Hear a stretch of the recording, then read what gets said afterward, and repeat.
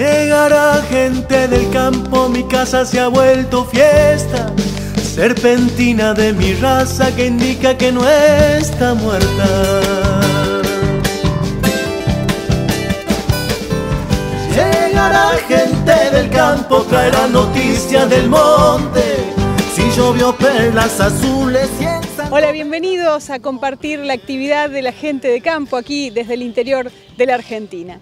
Hoy vamos a conocer los resultados de una fundación que ya da que hablar desde hace varios años, es Fundación FADA, justamente dedicada a generar políticas públicas para el desarrollo agropecuario. La Fundación cada 3 meses hace conocer el índice FADA, que tiene que ver con la inserción que tienen los impuestos, el resultado que tienen los impuestos respecto de la renta agrícola nacional. Pero además de este tema han desarrollado otras actividades que a lo largo del programa les haremos conocer.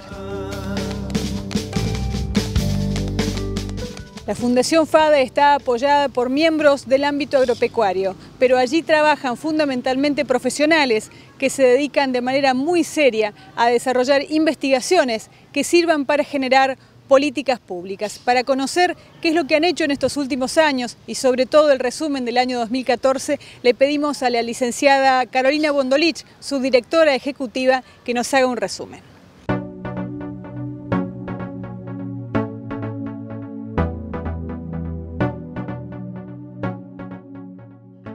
La Fundación nació en el año 2009, hace 5 años ya, por iniciativa de empresarios agroindustriales que en primer lugar se plantearon como objetivo alcanzar un prestigio técnico de sus investigaciones, que fue el primer punto a cumplir desde que se inició FADA. En segundo lugar, en estos últimos años, que es un poco más lo que quiero contarte, hemos estado más abocados a la comunicación y a la difusión. Y este año nos hemos dedicado mucho a difundir y a comunicar los beneficios positivos que tiene el agro.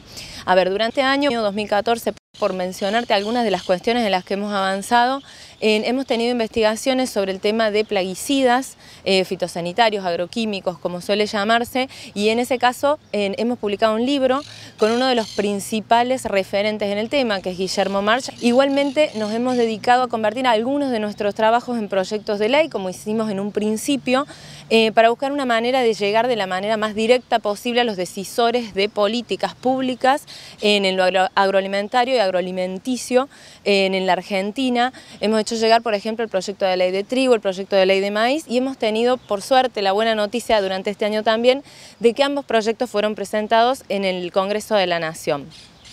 Igualmente, este año nos hemos dado el gusto de cumplir un objetivo que teníamos desde el principio, que era estimar el empleo agroalimentario en Argentina y que hacía 10 años que no se estimaba.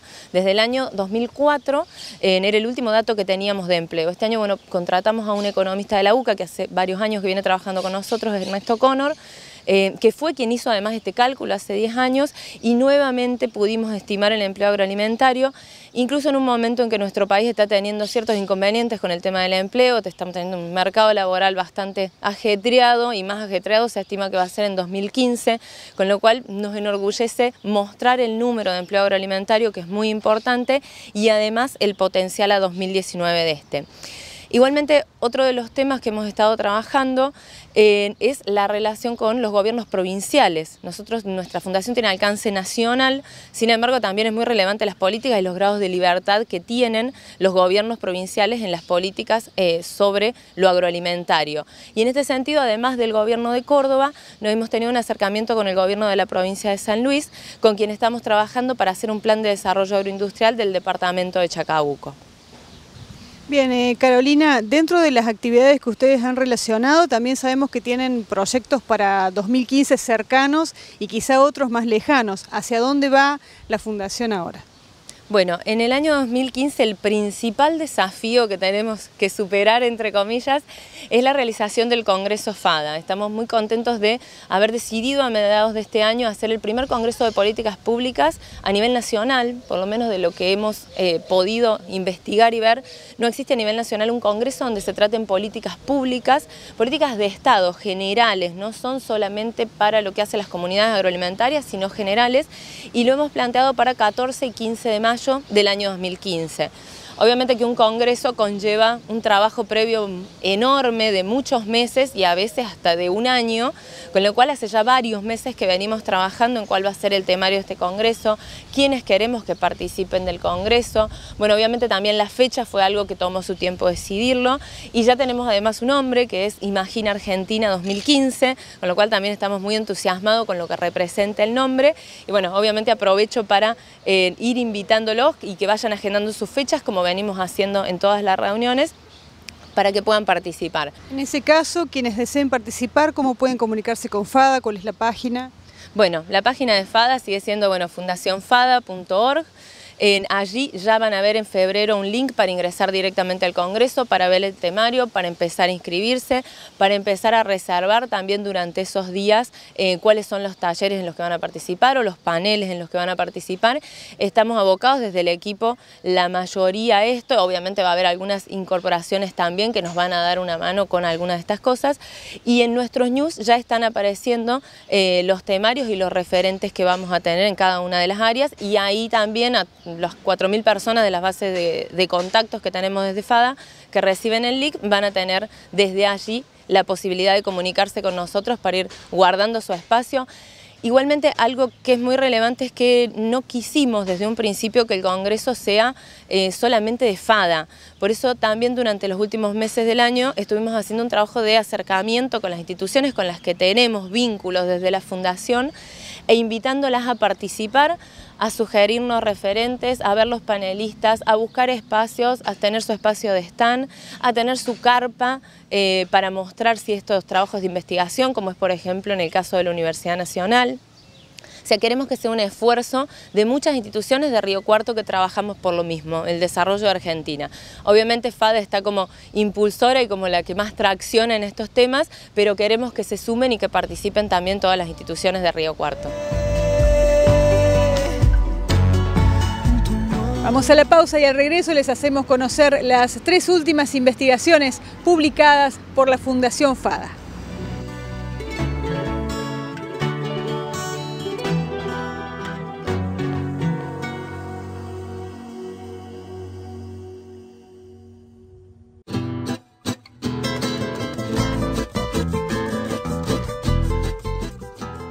El índice FADA ya es conocido por muchos de ustedes, refiere al impacto que tienen los impuestos sobre la renta agrícola, pero además de preguntarle al licenciado David Miazo, economista e investigador de FADA, sobre el último índice que presentaron a fines de 2014, queremos también conocer cuáles son las otras investigaciones que han tenido muy buenos resultados, sobre todo para aportar a la vida del productor agropecuario.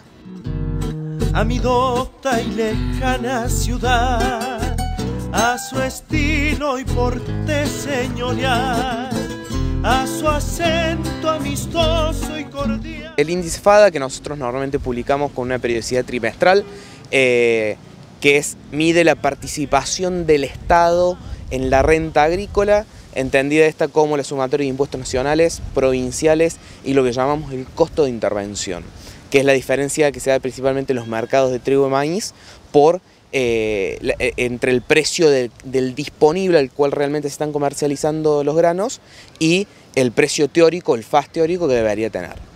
Este índice FADA para diciembre da que el Estado se lleva el 83,4% de la renta agrícola, es decir, que de cada 100 pesos que genera una hectárea promedio en Argentina, que genera de renta una hectárea promedio argentina, se lleva 83,4%. Esto es un poco más alto que el 81% de septiembre y sustancialmente más alto del 75% que venía siendo el promedio durante los últimos 6 años y que se da principalmente porque se ha dado la combinación de una serie de cuestiones. Licenciado Miazo, es importante aclarar cuánto se lleva cada uno de los estamentos oficiales de esta porción del 83, porque no es lo mismo decir que una provincia se lleva el 5 y el resto se lo llevan en su mayoría la nación, que decir que está tan repartido. Exactamente, gran parte de esto, o sea, la mayor se le lleva al Estado los impuestos nacionales, principalmente por el efecto que tienen los derechos de exportación, las retenciones en toda esta ecuación. Normalmente los impuestos se aplican sobre los netos, es decir, después de que se realizaron los egresos, sobre ganancias o el IVA que se aplica sobre los brutos, se traslada. En cambio, los impuestos a los derechos de exportación, los impuestos del comercio exterior, se aplican directamente sobre el bruto, entonces impactan de una manera mucho más importante, mientras que los impuestos provinciales son solamente inmobiliario rural y en otras provincias, en caso de Córdoba no porque está exento, el ingresos brutos.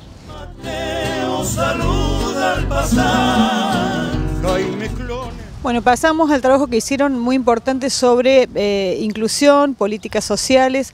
¿Cuáles son los datos que ustedes han recabado? Tenemos entendido que son datos a nivel nacional. Exactamente, hicimos un trabajo llamado Empleo, Pobreza y Política Social. Nosotros de Enfada, si bien nos abocamos en general a cuestiones, a la política agropecuaria, siempre entendemos que no se puede dejar de hablar de la política macro, de la situación general del país, porque es esa la que da el paraguas de la real situación productiva y social del país. Contiene tres partes. Una primera que es una foto de la situación socioeconómica argentina, en la que exploramos cómo está el mercado de trabajo, cuántos desempleados hay, cuánta gente trabajando en el sector público, cómo está la situación de la pobreza, cuáles son los índices. Para esto tomamos bastante los informes de la UCA, cómo se distribuye en el país, cuánta gente pobre hay, y los planes sociales para tratar de entender cómo oficialmente se estaba tratando de dar solución a esta otra cuestión, y ahí sacamos algunos datos de los planes sociales. Una segunda parte en la que evaluamos cómo se podría mejorar de acuerdo a algunas cuestiones teóricas o a algunos trabajos que dando vuelta que te dicen cómo puedes hacer para que la política social esté mejor orientada. Y la tercera parte con cuestiones específicas, de propuestas específicas de cómo hacer para que los planes sociales realmente cumplan una función de sacar a la gente genuinamente y de forma duradera de la pobreza y cambiar el eje del actual asistencialismo, clientelismo que existe. Y en la peña el alero. ¿Cuál es el índice de pobreza que les dio? ¿Qué diferencia hay con la indigencia? Bien, varias cosas te puedo comentar. Bueno, por ejemplo, la pobreza, 1 de cada 4 argentinos es pobre. Para tratar de bajarlo un poco. Esto significa que no alcanza a tener los ingresos necesarios para cubrir las necesidades básicas, no solo alimentarias, sino también de vivienda, etc. 1 de cada 20 argentinos no alcanza a cubrir sus necesidades alimentarias. Esto es el índice de indigencia. Hay 1.400.000 desempleados, hay 900.000 jóvenes que no estudian, ni trabajan, ni buscan empleo. A esos le tenemos que sumar unos 550 que estudian o no, pero buscan empleo siendo jóvenes y no lo tienen. Otros índices importantes que sacamos, que una de ellas es el nivel de actividad, es decir, de cuánta gente total de población realmente trabaja o busca trabajo, es activa en términos económicos. Entonces tenemos de que de cada 100 personas que habitan, de cada 100 habitantes de Argentina, solamente 42 trabajan. Y de esas 42, 23 solamente lo hacen en condiciones de... esos 23 lo hacen en condiciones de informalidad. Entonces ahí entendemos un poco qué pasa de que el crecimiento económico no se termina de convertir en salida real de la pobreza, porque hay poca gente que trabaje y poca gente que lo haga en condiciones que le brinde seguridad social, etc. ¿Qué pasa con el tercer trabajo que ustedes publicaron en 2014 justamente sobre las empresas agroalimentarias, todo lo que significa en el caso de Río Cuarto, por ejemplo, el agregado, el valor al maíz, en el caso de la carne porcina, de lo aviar y tantos otros aspectos que podemos tener en cuenta? Este trabajo que hicimos con Ernesto O'Connor, que es un doctor en economía muy respetado, que trabaja en la UCA y que hace muchos años ya que viene haciendo diferentes trabajos con nosotros, hace ya 5 años. Y este trabajo nos dice que hoy el agro argentino, entendido como las cadenas agroalimentarias, está generando 2.7 millones de empleos. Es decir, que 2.7 millones de trabajadores están trabajando en algún punto de las cadenas agroalimentarias. Esto es el 17% del empleo nacional, o, entendido de otra forma, 1 de cada 6 personas que trabaja en las cadenas agroalimentarias. Y si solo consideramos el empleo privado, es más de 1 cada 5. Prácticamente 1/3 en las cadenas de los granos y oleaginosas, otro tercio se genera en la cadena cárnica y láctea, y otro tercio se genera en las economías regionales, entendidas estas como toda la economía regional de Cuyo, la del litoral, ahí tenemos yerba mate, tenemos caña de azúcar, tenemos vitivinícola.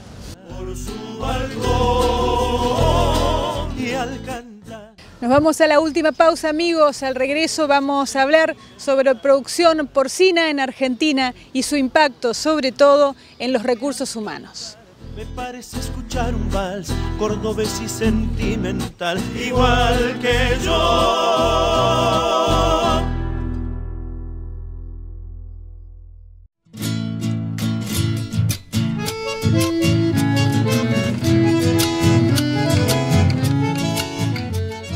¿Cuáles son los desafíos que presenta hoy la producción porcina para los propios productores? ¿Cuál es la tecnología necesaria, la nutrición? Sobre todo esto, también sobre puestos de trabajo, hablamos con un especialista de la empresa Tecnal.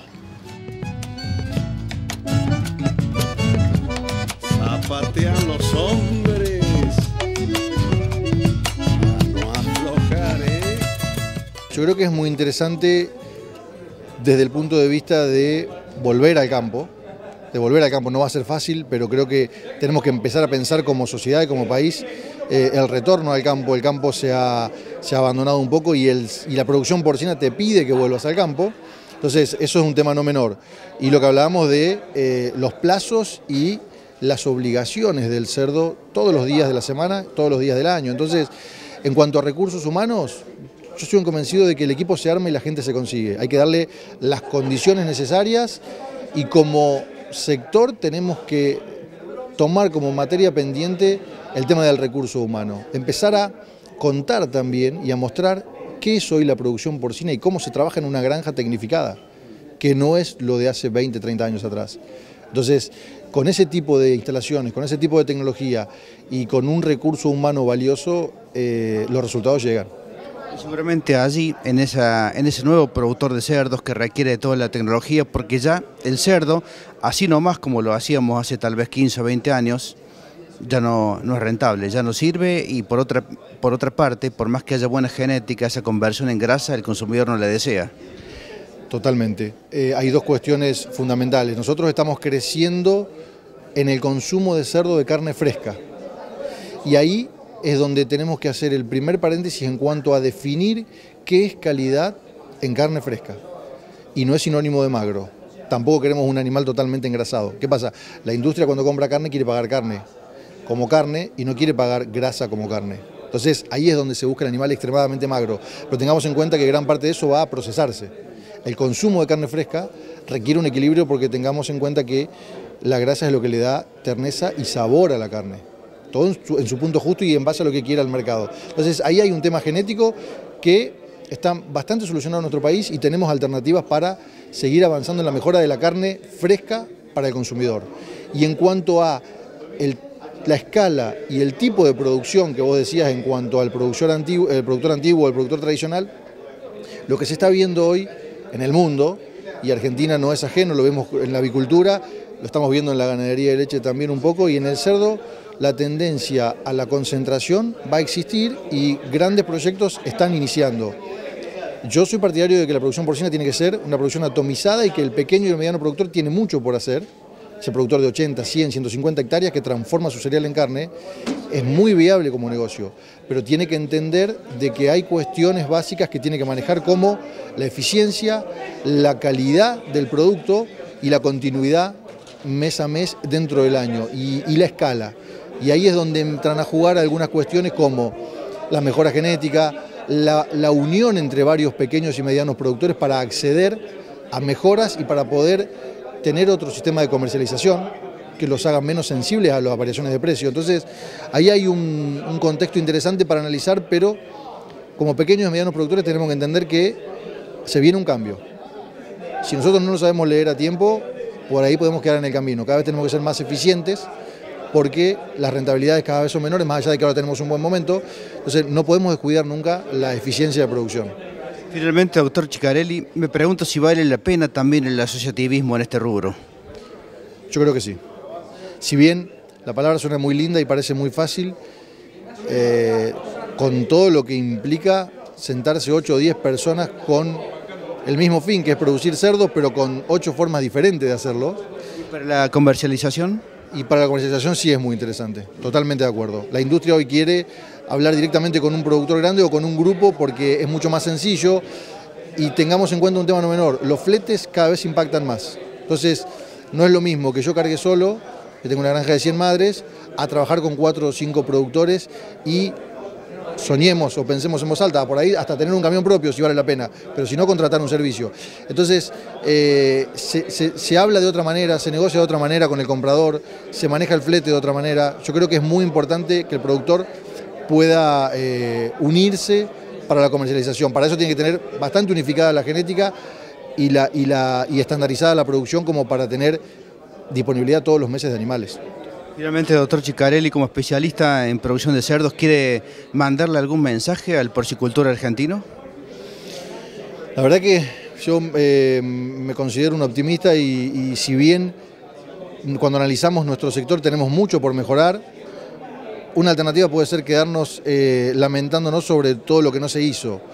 Y cuando vemos que las granjas, las madres calificadas como de media y baja productividad están entre 8 y 15 capones por madre por año, y las granjas calificadas como de alta productividad, hoy la media en nuestro país está entre 24 y 25 capones por madre por año, la verdad es que queda mucho por hacer, hay mucho por hacer y no depende de grandes inversiones, es gestión, es manejo de la información, es tiempo y es dedicarle tiempo a ordenar y a ver dónde está el punto más flojo para seguir mejorando. Entonces estamos hablando de bajas inversiones y de una mejora productiva muy grande, o sea que para mí el mensaje es más que alentador, el consumo de carne fresca viene creciendo, el mercado está demandando carne de cerdo, tenemos mucho por mejorar y mucho por hacer.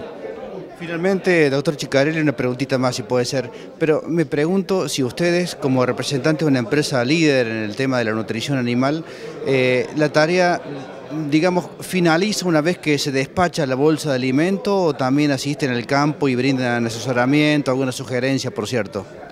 En realidad nosotros somos una empresa que se dedica a la nutrición puntualmente y damos asistencia técnica en nutrición, pero también lo que estamos viendo es que hoy la calidad de productos está muy pareja en el mercado y hay muchas empresas de nutrición que están haciendo las cosas muy bien. Entonces lo que estamos tratando es de marcar una diferencia en cuanto a el servicio, el seguimiento, la asistencia postventa del producto, no solamente en cuanto a la calidad de nuestro producto, sino en cuanto a la calidad de proceso de la elaboración del alimento y en muchos casos, como nos dedicamos a la producción porcina en general, opinamos cuando nos piden sobre otras cuestiones como puede ser reproducción, sanidad, instalaciones, manejo, pero tratamos de estar muy en contacto con la parte privada, con los asesores privados, con los profesionales de granja, con los dueños y de dar un servicio lo más global posible, lo más integral posible porque nuestro lema es claro, si tenemos un productor que es eficiente y es rentable, gana plata y se mantiene en el tiempo. Y si gana plata, el productor porcino está pensando en crecer. O sea que tenemos un cliente que crece y nos hace crecer a nosotros.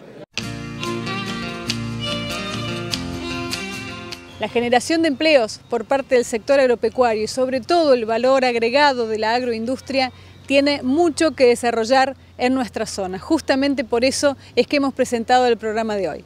Les decimos muchísimas gracias por acompañarnos. Nos encontramos el próximo jueves a las 20:30 aquí en Río 4 Agro.